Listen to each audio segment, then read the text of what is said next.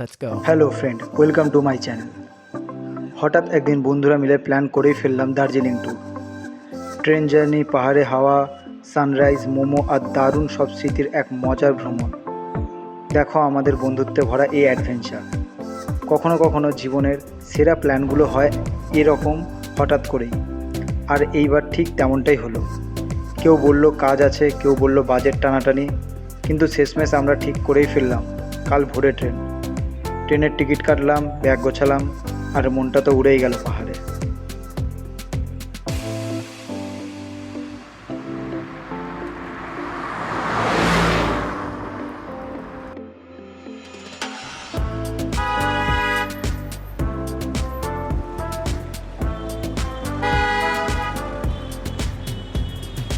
দার্জিলিং নামটা শুনলেই যেন চোখের সামনে ভেসে ওঠে কুয়াশায় মোড়া পাহাড়ি পথ, সবুজ চায়ের বাগান আর সেই বিখ্যাত টয় ট্রেন।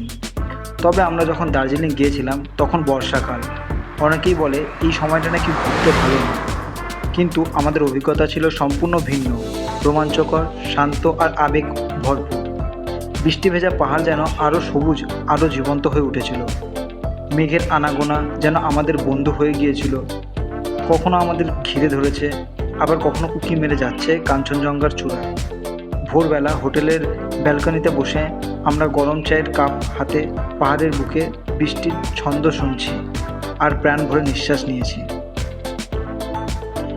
চায়ের বাগানে হাঁটার অভিজ্ঞতা ছিল দারুণ।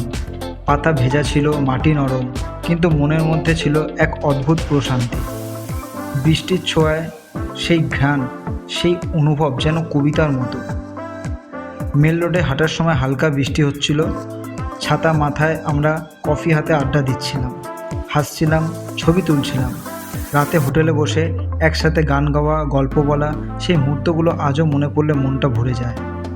দার্জিলিংয়ের বর্ষা আমাদের শিখিয়েছে প্রকৃতিকে ভালোবাসতে গেলে নির্দিষ্ট সময়ে প্রয়োজন হয় না। বর্ষাকালেও দার্জিলিং যেন এক জাদুকরী স্বপ্ন।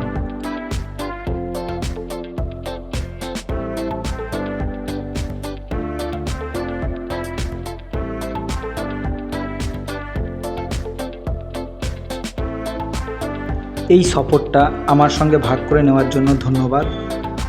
আপনি দ্য মাইগ্রেট বয়কে যে ভালোবাসা দিচ্ছেন তা আমার জন্য অনেক বড় প্রেরণা। যদি ভিডিওটি ভালো লেগে থাকে তাহলে লাইক দিন, কমেন্ট করুন আর অবশ্যই সাবস্ক্রাইব করতে ভুলবেন না।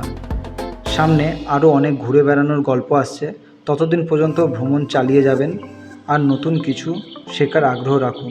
দেখা হবে আমার পরের ভিডিওতে।